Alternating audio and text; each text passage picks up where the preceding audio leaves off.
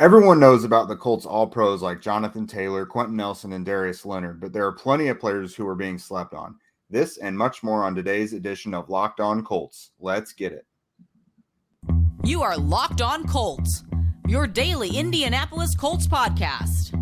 Part of the Locked On Podcast Network, your team every day.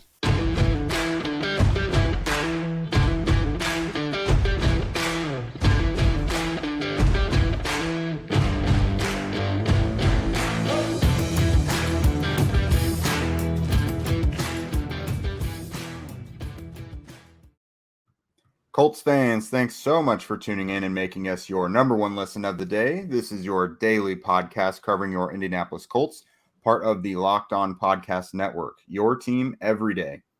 I am Jake Arthur, joined as always by my partner, Zach Hicks. Today, Zach and I will tell you which Colts players we feel are underrated both nationally and locally. The Colts were tied for a league-high 7 Pro Bowlers last year, but there are still some guys out there that just don't get the recognition that they deserve. We're going to start out here with Colts defensive tackle Grover Stewart, who I wrote about this week over on Horseshoe Huddle. Sports Illustrated's Connor Orr released his list of the most underrated player on each team recently, and Grover was his representative for the Colts. Now, Grover is one of Chris Ballard's big success stories, honestly. 2017 fourth-round pick out of Albany State, so he's a day 3 guy out of a small school, so right there, the fact that he's made a second contract still on the team, that's pretty significant. In 2020, like I mentioned, he signed that 3-year, $30 million contract extension, which at the time made him one of the most highly paid interior defenders in the league. I think it was probably top 3 or 5 for nose tackles, 1 techs, 0 techs. And last year, he was actually Pro Football Focus's 13th ranked interior defensive lineman, with a career high grade of 72.6. And at the end of all that, he was rewarded with the NFLPA's 2022 Black College Football Pro Player of the Year. But still, when you listen to people talk about the Colts and the defense and, all the studs they have on that, you almost never hear anyone talk about Grover Stewart. And Zach, you've been a big Grover proponent pretty much your entire Colts writing career. Yeah. And for people you guys can't see, but his name today, Zach does these themed names every week. Big Grove for president. So yes. There we go. You see it right there. There it is. Yep. So Zach, tell us a little bit about what makes Grover so underrated. Yeah, it is funny. I think locally we have finally gotten to the point where we can say, oh, Grover Stewart is a good player. It took us a while to get there.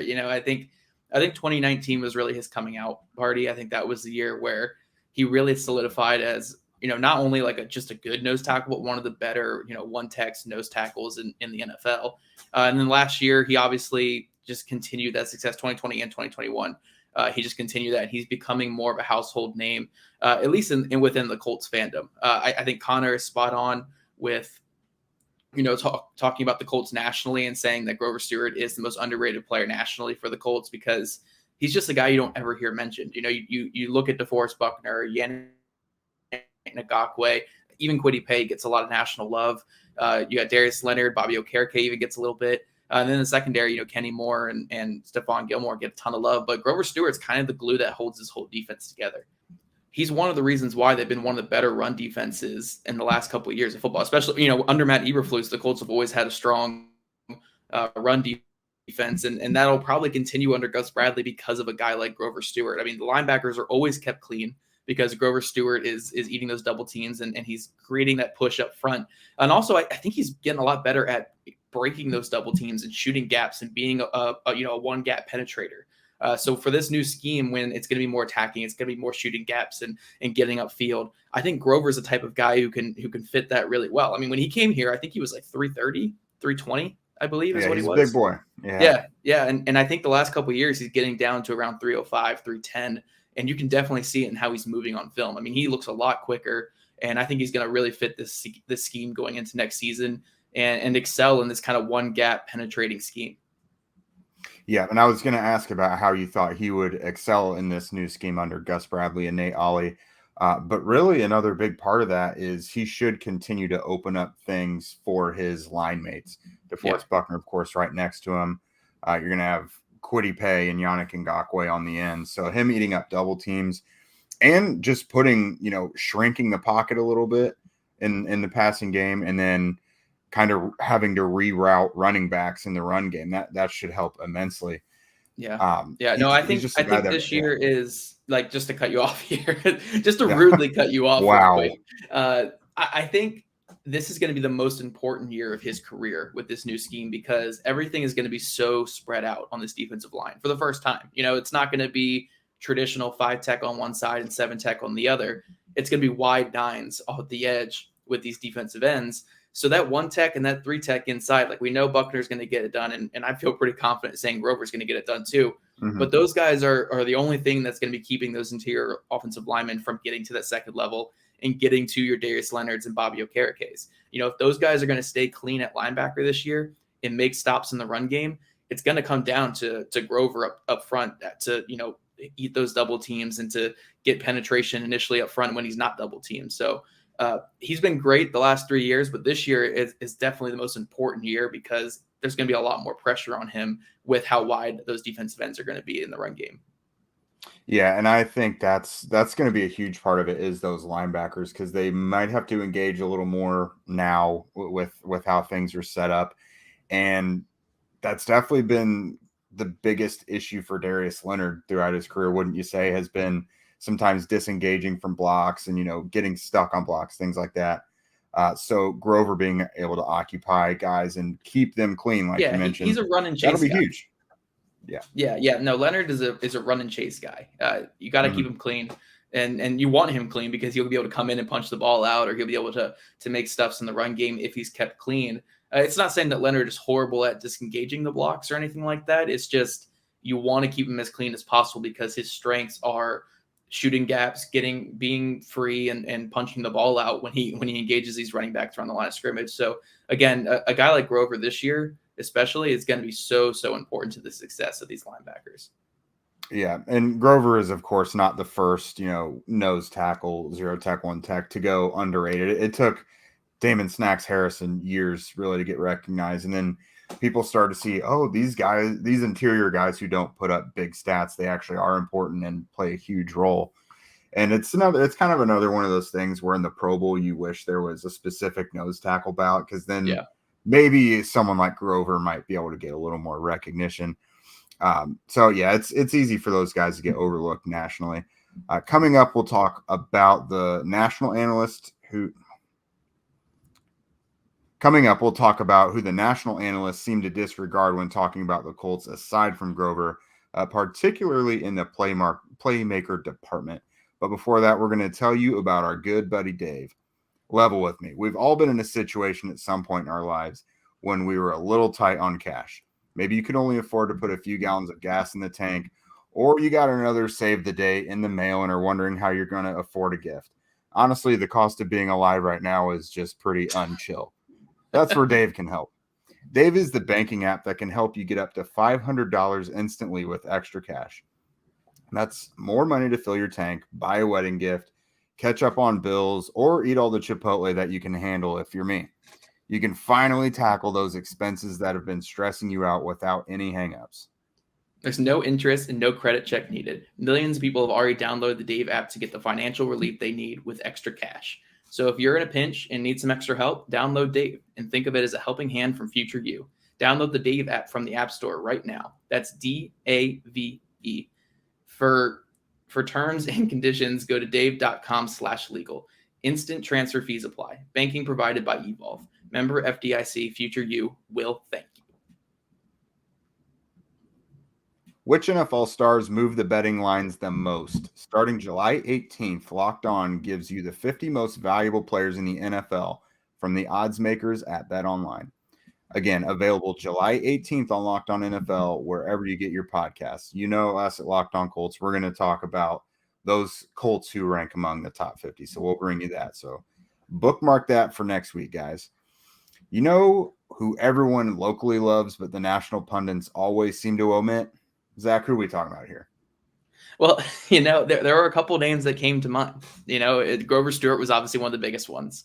We wanted to do Grover Stewart for the first two sections, but it's hard to talk about nose tackle for two whole sections. Yeah. Another guy that I threw out earlier today when we were discussing this, and we had to say no because we just talked about in the last podcast with Isaiah Rodgers. I think Isaiah Rodgers is someone who doesn't get any talk nationally, and I think he's, especially after last year, you could talk about him as being a starting type corner. But the number one guy that obviously comes to mind nationally outside of Grover Stewart is on the offensive side of the ball with Nahim Heinz. Nahim Heinz is a very, very solid running back. And honestly, I think a lot of him being underrated comes to the misconception of what he does for the Colts. I saw so much backlash when he signed his contract last offseason where people were like, oh, they're paying a running back this big contract, a running back who's not even their starter, a running back who his most rushing yards in the season is still under 600 total if you count the playoffs. People were pushing back on that notion. But when I talked to Nahim Heinz a couple of years ago, the biggest thing he told me was when he came to Indy, he was Tom Rathman told him, you are a pass catcher that can also run the ball. That's your position. You're not a running back who catches the ball. You're a pass catcher who can also run. Now, he's obviously grown as a running back and taken that RB2 job over the last couple of years. But that kind of defines what he does for this offense. It's not just, oh, he's a running back. No, he's a pass catcher. He's a playmaker. I mean, 2020 with Phillip Rivers, I think he was second or third in the NFL in catches among running backs. I think it was 63 or something like that, right? Yeah. He was competing with guys like Alvin Kamara and Christian McCaffrey. Yeah, he was up there, and he had a great season, and I think we're going to see more of that again this year, which you're going to talk about here in a second with when it comes to fantasy football and stuff like that. But Nahim Heinz has always been an underrated playmaker, and he's always the guy after every single down year that the Colts have. After last year and after 2019, Chris Ballard has run to that podium during his postseason stuff saying, we need to get the ball to Nahim Heinz more. He is one of our playmakers. We need to get the ball to Nahim Heinz, and we've seen it in the years where the Colts have had offensive success, 2018 and 2020, Nahim Heinz has been a focal part of those offenses, whether it's been as a pass catcher, whether it's been as a running back. He's a guy who's going to get the ball when the Colts offense is rolling, and that's why he's such an underrated player. If the Colts had more consistency since 2018, I think more people nationally would recognize Nahim Heinz as the playmaker he is. Absolutely. And I think that big reason that he is, that people just don't think about him as much is because he hasn't strung together 4 years of really noticeable production. Right. In actuality, he's gotten better as a football player each year. He entered the league as kind of a punt returner who was a change of pace pass catching back, but he's become someone who can run, of course, outside, but also between the tackles. I think at one point he did average 5 yards a carry. Yep. He's gotten better as a runner, even better as a receiver. He can line up in a lot of different spots. He's really hitting his peak now. He's really getting into his prime. But he's had he's played 4 seasons, but he's had 2 seasons with just really unsteady quarterbacks, with Jacoby Brissett and Carson Wentz. That's just 2 guys who the offense just doesn't always flow properly, and not to get down on those guys, but that's just how it was with the running backs and catching the ball. You saw what he could be in 2018 with Andrew Luck, and then 2020 with Phillip Rivers. That's 2 guys who understand that the running backs can be an extension. And I think he had 63 receptions both of those years. So you get a guy like Matt Ryan in here now who is cut from that cloth of Andrew Luck and Phillip Rivers, at least in terms of understanding the game plan and knowing what to do. I think you're going to see that again. You and I the other day, one of these most recent episodes, I think put his over under at 60 receptions. Yeah. And we were both saying to take the over. I think that's appropriate. And again, we're going back to, why is he underappreciated? Now, fantasy football, of course, a lot of people, they don't want to take stock in how guys are ranked, this or that. But fantasy football rankings are a pretty accurate barometer of how people nationally think about players. And right now, as we stand, we're recording this July 12th, Nahim Heinz in half PPR formats, meaning you get a half a point for each reception a running back has. He is the 44th ranked running back.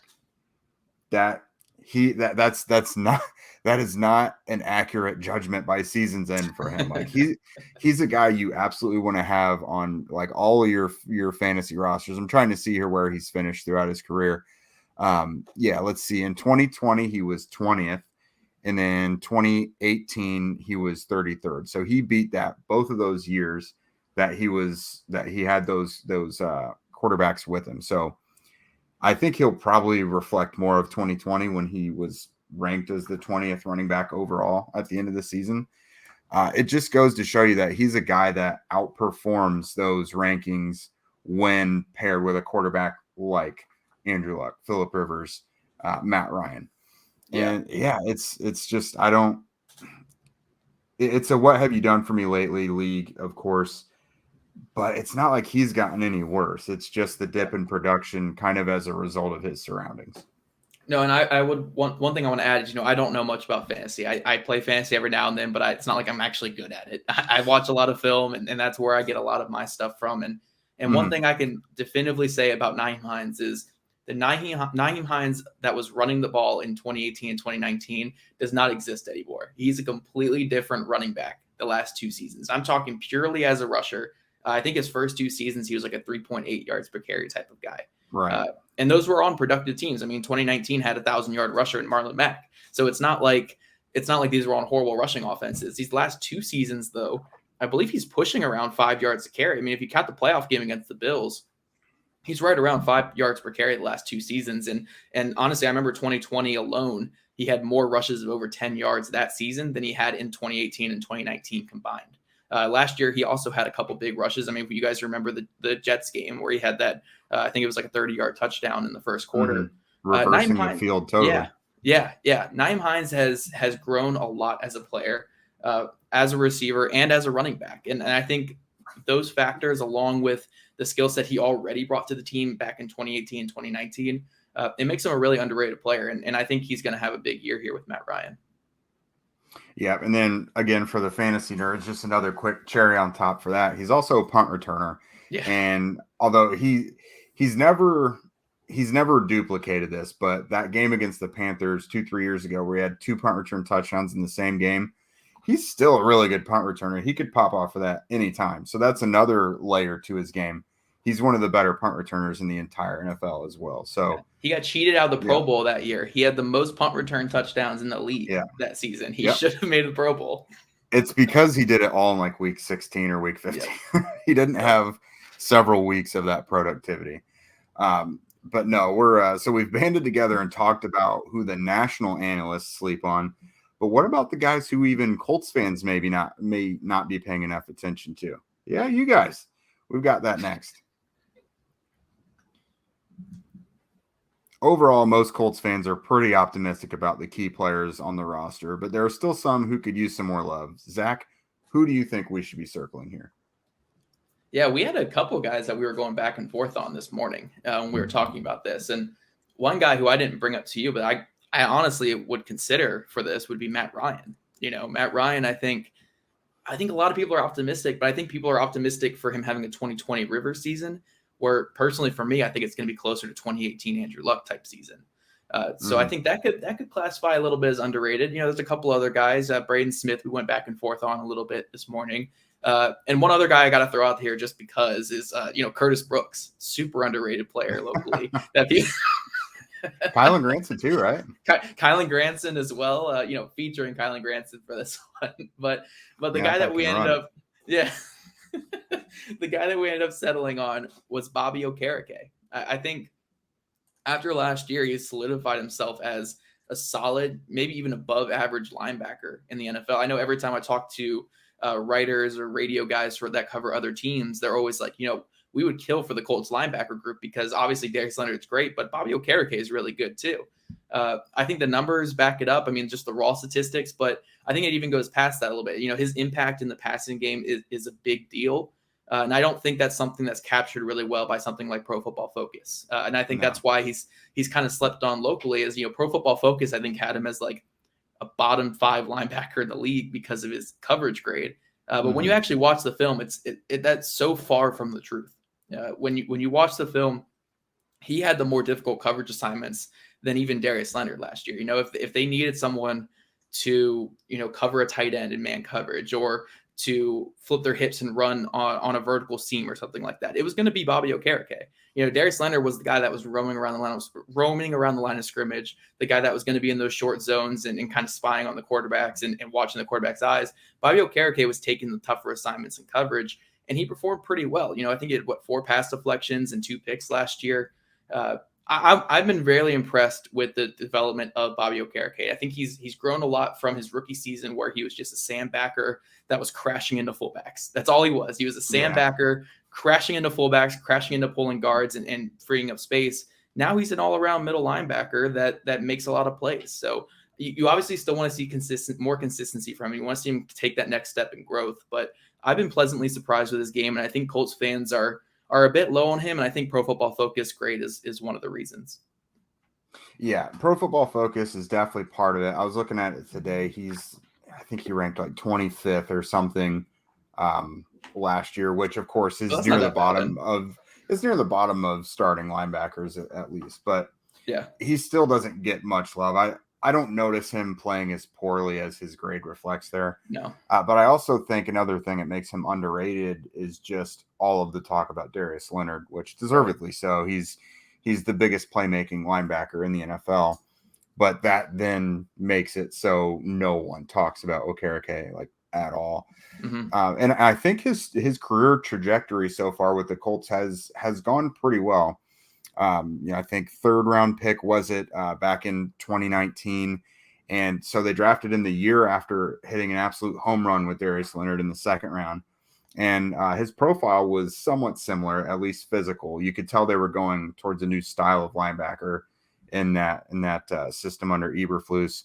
Real lengthy guy, kind of lighter, although he's bigger. Very, very athletic and rangy. So they were kind of trying to catch lightning again with that pick. He was also supposed to take over and be the heir apparent to Anthony Walker when Walker became a free agent. That happened. Okereke was playing a lot. It allowed Walker to move on to another team.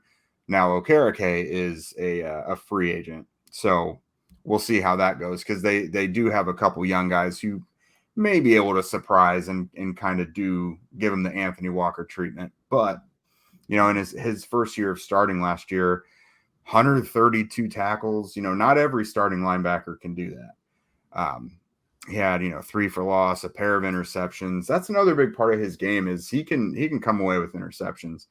Watching him in practices over the last few years, he's someone who's always been very impressive to watch. He's always around the ball. Now, he's dropped several interceptions in practice, but he's just someone who's always there making a play on the ball.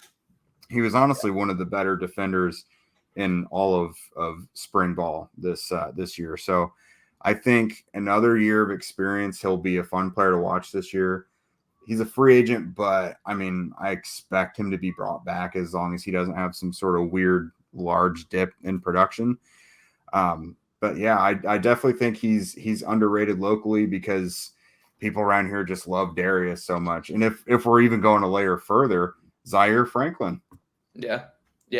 Zaire Franklin. I honestly debated us just throwing some special teams player on here. Zaire Franklin. Mm-hmm. Obviously, Ashton Doolin is a guy who kind of falls under that, where Ashton Doolin does a lot for this team, but it's not going to be really appreciated because so much of it is on special teams. But going back to Bobby Okereke, he's not going to get the gaudy numbers of a Darius Leonard because he is more of the cleanup guy. Darius Leonard is I'm going to fly through this gap and I'm going to make a big play, or I'm going to punch the ball out, or I'm going to take a risky jump in coverage to get an interception, where that's where you see a little bit of, I don't want to say volatility because I know it always gets me pushback whenever I say volatility, but you see, some inconsistencies with Darius Leonard because he is a risk taker, because he is a playmaker. To kind of be the inverse of Darius Leonard, Okereke's kind of had to play it, not really safe, but be kind of the more at-home guy, the guy who's going to always be in the right position, but not always make the play. Kind of like the Grover Stewart of the linebackers, where you kind of take on more of that role player type thing.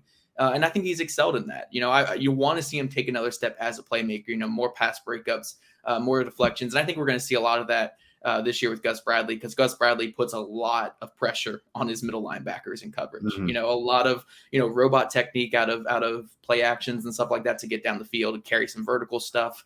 We're going to see a lot of that out of Bobby Okereke this season.